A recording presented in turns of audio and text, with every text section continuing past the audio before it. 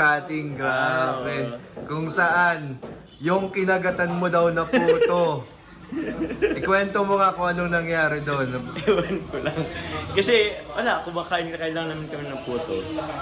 Eh, alam yung tipong, hindi ko naman sinasadya na yung nakain ko puto, yun yung ibibigay ko sa kanya. Ah, Pero una kasi nagbibigay ako sa kanya ng yung buo pa, hindi ko pa kinakagatan. Oo.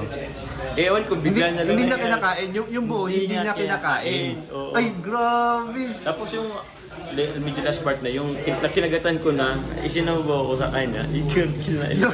Gusto niya yung may kagat. Eh, baka nadala lang, na ano lang naman po. Hindi.